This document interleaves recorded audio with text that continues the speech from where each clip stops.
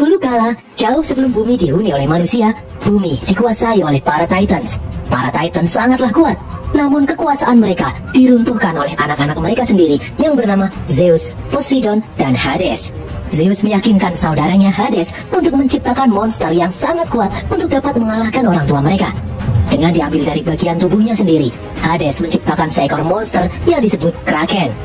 Setelah berhasil merebut bumi dari kekuasaan Titans, Zeus kemudian menjadi Raja Langit, Poseidon menjadi Raja Lautan, dan Hades tertipu oleh Zeus justru hanya menguasai dunia underworld yang penuh kegelapan dan kesengsaraan. Zeuslah yang menciptakan umat manusia, dan doa-doa dari manusialah yang menjadi sumber kekuatan para dewa. Namun seiring berjalannya waktu, umat manusia semakin gelisah, memberontak, dan akhirnya bangkit menentang para dewa.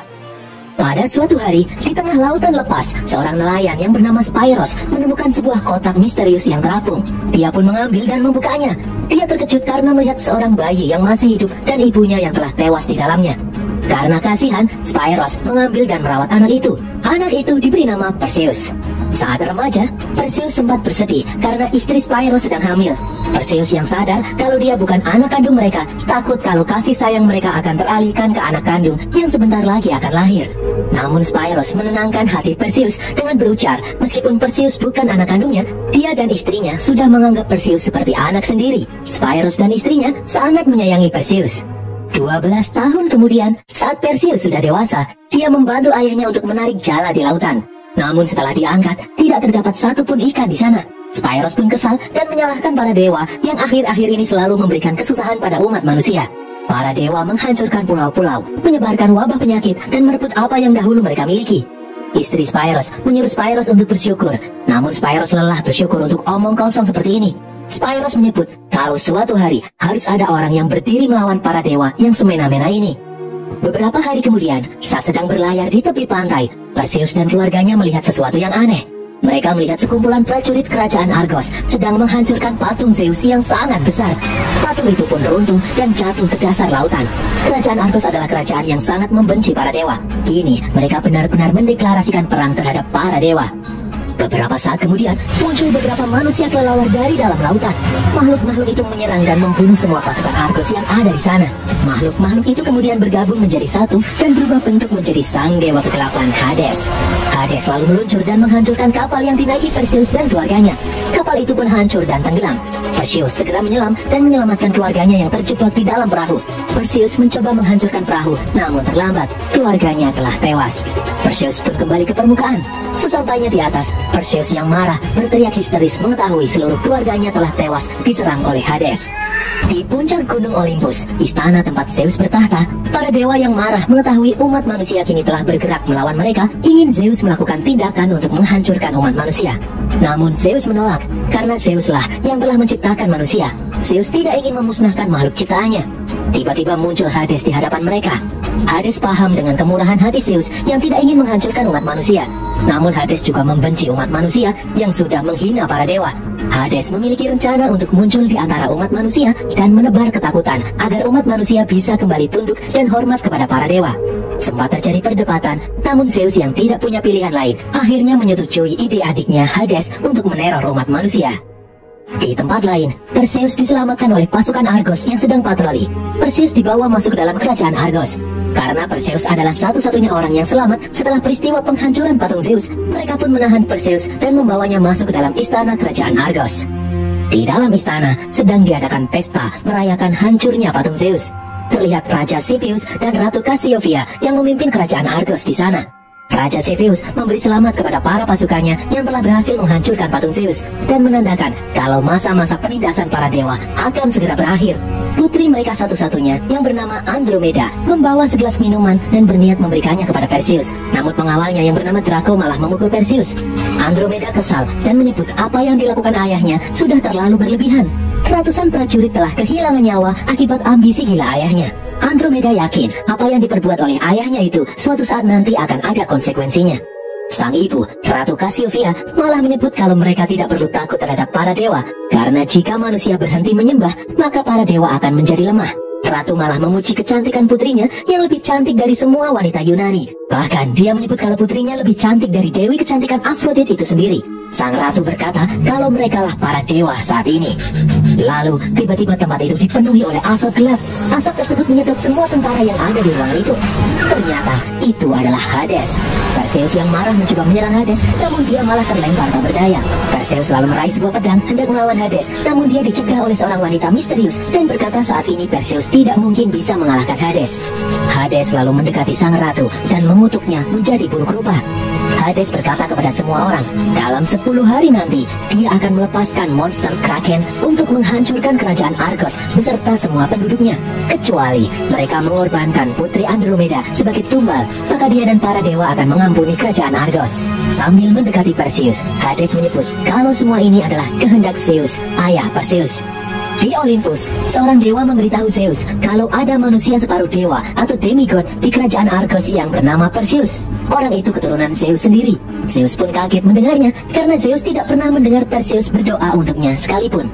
Di dalam kerajaan Argos, Perseus diinterogasi oleh Draco setelah mendengar ucapan Hades sebelumnya yang menyebut kalau Perseus adalah putra Zeus. Namun Perseus tidak tahu apa-apa, dia bahkan tidak tahu asal-usulnya. Di saat Draco akan membakar Perseus, sang raja datang menghentikannya. Sang raja meminta bantuan Perseus jika dia benar-benar manusia setengah dewa. Perseus lalu menjawab kalau dia tidak tahu apa-apa. Dia hanya pemuda nelayan biasa, di mana seluruh keluarganya telah tewas dibunuh oleh Hades. Malam harinya, di dalam penjara, Perseus ditemui oleh seorang wanita misterius. Wanita itu bernama Io. Io mengaku telah mengawasi Perseus sejak bayi. Dialah yang memandu Perseus hingga ditemukan oleh keluarga nelayan. Io adalah manusia yang dikutuk oleh para dewa, tidak pernah bisa menua. Hingga berkali-kali Io melihat orang yang dicintainya meninggal. Perseus lalu bertanya, apakah benar kalau dia adalah putra Zeus? Io kemudian bercerita, dahulu kala seorang raja yang bernama Raja Acrisius juga melakukan pemberontakan kepada para dewa. Acrisius memimpin penyerangan ke kerajaan Olympus. Di saat para dewa ingin memusnahkan Acrisius, Zeus malah menolak karena terlalu mencintai manusia. Zeus memberi pelajaran dengan cara menyamar menjadi Acrisius, masuk ke dalam kamar istri Acrisius dan bermain cangkul dengan istri Acrisius. Acrisius yang mengetahui kejadian itu pun murka. Dia memerintahkan untuk mengeksekusi istrinya dan anak yang ada di rahimnya. Saat akan melemparkan mereka ke laut, Acrisius dikutuk oleh Zeus berubah menjadi monster buruk rupa. Acrisius yang marah melempar istri dan anaknya yang ada di dalam kotak ke dalam lautan lepas. Hingga suatu hari, kotak itu ditemukan oleh keluarga nelayan. Ibu Perseus meninggal karena dia manusia biasa, namun Perseus berhasil selamat karena dia setengah dewa. Io menyebut kalau Perseus sudah ditakdirkan untuk membunuh Kraken. Perseus lalu menjawab kalau dia tidak peduli dari mana asal-usulnya. Yang jelas, saat ini adalah dia memiliki dendam yang sangat besar kepada Hades yang telah membunuh keluarganya. Io pun menjelaskan, jika Kraken berhasil dikalahkan, maka Hades akan menjadi lemah. Saat itulah Perseus bisa membalas dendam kematian keluarganya. Perseus pun bersedia membantu pasukan Argos untuk mengalahkan Kraken. Draco meyakinkan Perseus apakah dia serius ingin membunuh Kraken. Kraken adalah monster buas yang bahkan para dewa pun takut padanya. Perseus lalu menjawab kalau ini adalah urusan pribadi dan tekad Perseus sudah bulat. Mereka pun bersiap-siap melakukan perjalanan menuju gunung para penyihir yang mahal tahu untuk bisa mencari petunjuk cara mengalahkan Kraken. Rombongan itu pun mulai bergerak. Di luar istana, ribuan rakyat mencegah rombongan itu pergi karena takut para dewa akan semakin murka. Namun Draco dan pasukannya tidak peduli, mereka terus bergerak. Di tengah-tengah keributan, dua orang pemburu berkata kalau mereka ingin ikut ke dalam rombongan karena mereka berdua juga sudah muak dengan para dewa. Mereka mengetahui lokasi gunung di mana penyihir maha tahu itu berada. Draco pun bersedia mengajak mereka berdua ikut. Rombongan itu bergerak melintasi lembah dan bukit menuju gunung tempat penyihir maha tahu berada. Di suatu tempat di bawah tanah, Hades menemui Raja Acrisius yang buruk rupa. Hades mengajaknya bekerja sama untuk menghancurkan Zeus. Hades memberitahu kalau anak Zeus yang sebelumnya ada di rahim istrinya masih hidup hingga saat ini. Anak itu berusaha menghentikan aksi Hades menghancurkan umat manusia. Karena kekuatan Hades berasal dari ketakutan umat manusia. Saat dia semakin kuat, nanti dia sendiri yang akan membunuh Zeus. Acrisius pun bersedia membantu Hades. Hades lalu memberi Acrisius sebagian kekuatannya. Sore harinya, saat sedang beristirahat, Draco mengajari Perseus kemampuan berpedang. Awalnya Perseus kesulitan menghadapi Draco, namun dia akhirnya mulai terbiasa menggunakan pedang dan berhasil mengalahkan Draco. Draco pun semakin yakin kalau Perseus adalah benar-benar manusia setengah dewa. Keesokan paginya, Perseus yang sedang berjalan di tengah hutan menemukan sebuah benda aneh. Ternyata itu adalah sebuah pedang. Draco yang ada di sana memberitahu Perseus kalau itu adalah pedang dewa. Pasti itu pemberian Zeus untuk Perseus. Perseus kemudian memberikan pedang itu pada Draco dan berkata kalau dia akan berjuang sendiri sebagai manusia biasa tanpa bantuan dewa. Di tengah hutan, Perseus melihat sekumpulan Pegasus yang sedang mencari makan. Lalu tiba-tiba dari atas datang Pegasus berwarna hitam mendekatinya. Pegasus itu sepertinya menyukai Perseus. Io kemudian muncul dan memberitahu kalau para dewa memperhatikan pergerakan mereka saat ini. Zeus pasti mengirimkan Pegasus itu untuk Perseus. Di tempat lain, dua orang pasukan Argos diserang oleh sesuatu. Itu adalah Acrisius. Acrisius lalu mendorong Perseus hingga jatuh. Acrisius menggigit lengan Perseus hingga terluka. Draco dan yang lain pun muncul mengepung Acrisius. Salah satu orang berhasil memotong lengan Acrisius. Acrisius pun kabur. Perseus lalu mengajak yang lain untuk mengejarnya. Di saat sedang mengejar Acrisius, mereka malah dihadang oleh dua ekor monster kalajengking. Dua orang pemburu melawan satu monster kalajengking. Draco dan yang lain bertarung melawan monster kalajengking yang lebih besar. Dengan susah payah, mereka bertarung melawan monster kalajengking itu. Bahkan Io pun turun tangan, namun sia-sia. Draco kemudian berhasil menusuk salah satu monster kalajengking dan membunuhnya. Di tempat lain, Perseus dikejar oleh monster kalajengking yang lebih kecil. Monster itu melompat menimpa Perseus. Beberapa saat kemudian, dari dalam tubuh monster kalajengking itu muncul Perseus yang ternyata telah berhasil menebasnya. Baru saja mereka merasa lega, ternyata dari atas bukit muncul 3 monster kalajengking dengan ukuran yang lebih besar. Lalu hal aneh pun terjadi. Monster-monster itu terlihat ketakutan. Dari jauh, ternyata ada sosok aneh yang mampu menjinakkan monster kalajengking tersebut. Sosok itu adalah Jin dan pasukannya. Tempat itu adalah wilayah kekuasaan mereka. Di saat Perseus akan berterima kasih, luka di lengannya tiba-tiba bereaksi. Dia pun kesakitan dan tumbang. Itu adalah racun dari Hades. Draco menyuruh Perseus meminta bantuan Zeus untuk menyelamatkannya, namun Perseus dengan tegas menolak. Di dalam kerajaan Argos, sang putri yang sedang membagi-bagikan makanan pada orang-orang miskin melihat rombongan masyarakat menuju suatu tempat. Rakyat Argos berkumpul di kuil yang memuja dewa Hades. Sang pendeta yang memimpin menyuruh mereka berhenti menyembah Zeus. Saat ini mereka harus menyembah Hades karena hanya dialah dewa yang bisa memberikan keselamatan kepada rakyat Argos. Pendeta itu memprovokasi orang-orang untuk mengorbankan sang putri Andromeda agar Kraken tidak menghancurkan Argos. Malam harinya, di saat orang-orang sedang lengah, Jin masuk ke dalam tenda Perseus dan melakukan sesuatu. Hal itu membuat Perseus kesakitan. Draco dan anak buahnya langsung datang menyerang Jin. Di tengah pertarungan, Jin menjelaskan kalau dia telah lama menunggu seseorang yang bisa membebaskannya dari kutukan para dewa bertahun-tahun lamanya. Perseus lalu muncul dan memperlihatkan kalau luka di lengannya telah sembuh. Jin telah menyembuhkannya. Jin mengungkapkan kalau dia ingin membantu mereka bekerja sama menghancurkan para dewa. Siang harinya, Draco marah pada Perseus yang sok kuat bertarung tanpa menggunakan pedang pemberian Zeus. Hal itu malah membuatnya lemah dan mengakibatkan banyak nyawa terbunuh. Namun, Perseus masih bersikeras tidak sudi menggunakan pedang pemberian dewa. Perseus tidak ingin menjadi seperti dewa. Perseus memilih menyelesaikan misi ini sebagai manusia biasa. Tiba-tiba dari jauh terlihat penampakan luar biasa. Jin dan pasukannya mengendarai monster kalajengking. Jin kemudian menyuruh Perseus dan yang lainnya untuk naik. Mereka pun melanjutkan perjalanan dengan menaiki monster kalajengking, melewati pegunungan dan padang pasir menuju tempat para penyihir berada. Singkat cerita, tibalah rombongan itu di lembah Stygia, tempat di mana Kraken mengalahkan para Titan. Mereka pun menaiki gunung itu dan sampai di puncak yang berbentuk seperti telapak tangan. Sesampainya di sana, rombongan itu dikejutkan dengan kemunculan 3 orang penyihir yang tidak memiliki mata. Penyihir itu melihat dengan satu bola mata yang dipegang salah satunya. Penyihir itu langsung mengetahui asal-usul Perseus yang merupakan putra Zeus. Perseus lalu bertanya pada para penyihir bagaimana caranya mengalahkan Kraken. Penyihir itu menyebut kalau mereka butuh tumbal untuk mendapatkan jawaban. Para penyihir pun menyerang rombongan itu. Perseus berhasil merebut mata para penyihir. Perseus memaksa para penyihir memberitahu kelemahan Kraken atau dia akan membuang mata mereka. Para penyihir kemudian menjawab satu-satunya cara mengalahkan Kraken adalah dengan menggunakan kepala Medusa yang bisa merubah makhluk hidup menjadi batu. Medusa saat ini tinggal di ujung sungai Styx di dalam Underworld. Setelah mendengar penjelasan itu, Perseus kemudian mengembalikan mata para penyihir. Sebelum Perseus pergi, para penyihir menyebut kalau misi ini sia-sia. Pada akhirnya, mereka semua akan mati. Rombongan itu kemudian pergi. Setelah keluar dari gunung para penyihir, pasukan anak buah Jin pergi meninggalkan mereka karena percaya pada ramalan para penyihir yang menyebut kalau misi ini sia-sia, mereka semua akan mati. Di dalam gunung, Perseus tiba-tiba ditemui oleh Zeus. Zeus menyuruh Perseus menghentikan misi ini karena akan sia-sia saja. Zeus mengajak Perseus pergi ke Olympus. Di sana, dia akan aman. Dengan tegas, Perseus menjawab kalau lebih baik dia mati sebagai manusia daripada hidup sebagai dewa. Perseus berkata kalau umat manusia berjuang, hidup atau mati demi sesama manusia, bukan karena dewa. Zeus kemudian memberi Perseus sebuah koin emas, kemudian pergi meninggalkan Perseus. Setelah Perseus turun dari gunung, kedua orang pemburu berpamitan untuk pergi karena mereka tidak mau masuk ke dalam Underworld. Para pemburu memberi Perseus perisai yang terbuat dari kulit monster kalajengking yang sangat kuat. Kini, yang tersisa hanya beberapa orang saja. Perseus mempersilahkan bagi siapapun yang takut untuk mundur. Namun orang-orang ini ternyata sudah mempertaruhkan semuanya demi bisa mengalahkan Kraken. Mereka bersedia menemani Perseus menuju Underworld. Io lalu memandu mereka berjalan menuju gerbang masuk ke dalam Underworld. Mereka pun masuk ke dalam kawah yang dipenuhi oleh kabut. Melihat Perseus memiliki koin emas, Jin melemparkan koin itu ke dalam kawah. Beberapa saat kemudian muncul sebuah kapal aneh yang sangat mengerikan. Mereka pun menaiki kapal itu untuk menyeberang menuju Underworld. Di atas kapal, Io bercerita kalau dulu Medusa adalah seorang wanita yang sangat cantik. Saking cantiknya hingga ia menarik hati Poseidon. Medusa yang ketakutan pun lari ke dalam kuil Athena mengharap pertolongan. Hingga akhirnya Athena mengabulkannya dengan mengutuk Medusa. Barang siapapun yang menatap matanya akan berubah menjadi batu. Io kemudian berkata kalau dia tidak bisa ikut masuk ke dalam kuil Medusa karena hanya laki-laki yang diperbolehkan masuk ke dalam kuil. Io kemudian mengajak Perseus masuk ke dalam kapal.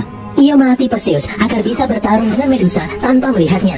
Perseus harus menggunakan panca inderanya selain penglihatan agar bisa mengalahkan Medusa. Singkat cerita, sampailah mereka di depan sarang Medusa. Mereka pun berjalan memasukinya. Di dalam kuil yang telah hancur itu, mereka berjalan dengan sangat hati-hati.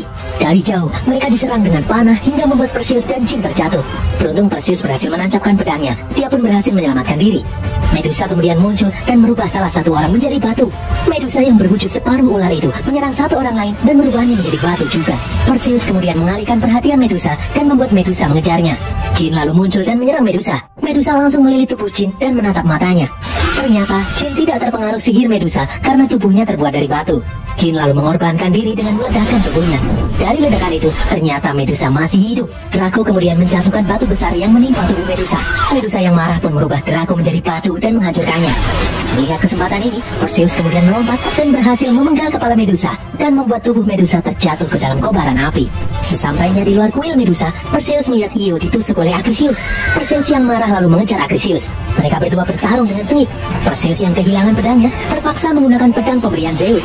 Dengan pedang itu, kekuatan Perseus menjadi berlipat ganda. Dengan mudah dia berhasil menusuk tubuh Acrisius. Perlahan-lahan tubuh Acrisius berubah menjadi seperti manusia biasa. Acrisius lalu berkata kalau dia berterima kasih pada Perseus karena telah menghapus kutukan Zeus di dalam tubuhnya. Acrisius pun tewas. Perseus lalu bergegas menemui Io yang sekarat. Io menyuruh Perseus segera pergi ke Argos karena sebentar lagi Kraken akan dilepaskan. Perseus bersikeras tidak ingin meninggalkan Io sendirian. Namun Io menjelaskan kalau semua akan baik-baik saja. Tiba-tiba tubuh Io berubah menjadi asap bercahaya dan terbang menghilang. Beberapa saat kemudian datang Pegasus hitam menjemput Perseus. Di Olympus, Hades menemui Zeus meminta izin untuk melepaskan Kraken. Zeus yang sebelumnya telah berjanji kemudian terpaksa menuruti kemauan Hades untuk membebaskan Kraken. Kraken pun akhirnya dibebaskan dari dasar lautan. Di tempat lain, Perseus dengan menaiki Pegasus terbang dengan kecepatan tinggi menuju Argos. Di dalam kerajaan Argos, rakyat yang ketakutan menculik Andromeda untuk dibawa ke tempat persembahan. Dari jauh, terlihat monster Kraken yang bergerak mendekati Argos. Sang pendeta kemudian mengikat Andromeda dan menggantungnya sebagai tumbal agar Kraken tidak menghancurkan Argos. Dari dalam laut, Kraken pun muncul. Tentakelnya menghancurkan rumah-rumah di dalam kerajaan Argos. Ketakutan umat manusia ini ternyata membuat Hades menjadi semakin kuat dan Zeus menjadi semakin lemah. Hades kemudian menyerang Zeus. Hades berniat merebut kekuasaan Zeus di Olympus. Zeus lalu memberitahu Hades kalau Perseus masih selamat. Hades yang mendengarnya pun terkejut dan bergegas pergi menuju Argos untuk mencegah Perseus membunuh Kraken. Di Argos, Hades melihat Perseus yang baru saja sampai. Hades lalu berubah menjadi beberapa manusia kelelawar dan merebut kepala Medusa di tangan Perseus. Perseus pun mengejarnya dengan menaiki Pegasus hitam. Sementara itu, Kraken masih saja memporak-porandakan kerajaan Argos. Perseus juga dibantu oleh para pemburu yang menaiki monster kalajengking. Di lautan, kini Kraken telah menampakkan wujud aslinya, yaitu seekor monster raksasa yang sangat mengerikan. Perseus kemudian melompat dan menjatuhkan siluman kelelawar yang telah merebut kepala Medusa darinya. Setelah berhasil merebut kembali kepala Medusa, Perseus langsung mengeluarkannya dari dalam wadah dan mengarahkannya tepat di pandangan Kraken dan berhasil. Sedikit demi sedikit tubuh Kraken berubah menjadi batu dan mulai runtuh. Akibatnya kepala Medusa yang ada di tangan Perseus terjatuh dan Putri Andromeda pun tercebur ke dalam lautan. Tiba-tiba muncul Hades di hadapan Perseus. Dengan pedang pemberian Zeus, Perseus menggunakan kekuatan Zeus mengirim Hades dan menguncinya kembali ke dalam Underworld. Perseus lalu melompat ke dalam laut dan menyelamatkan Andromeda.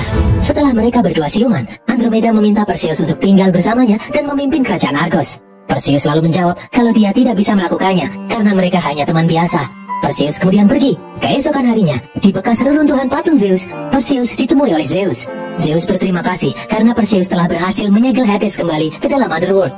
Zeus menjelaskan jika keyakinan manusia terhadap para dewa semakin lemah, maka segel yang menahan Hades juga akan semakin lemah dan membuat Hades bisa kembali bangkit suatu hari nanti. Zeus kembali mengajak Perseus untuk tinggal di Olympus, namun Perseus menolaknya karena dia sudah cukup bahagia hidup menjadi manusia biasa. Zeus pun mengerti keinginan Perseus. Zeus lalu memberi hadiah untuk menemani Perseus. Zeus menghidupkan kembali Io. Perseus pun langsung terlihat bahagia melihat wanita yang dicintainya kembali ada di sisinya.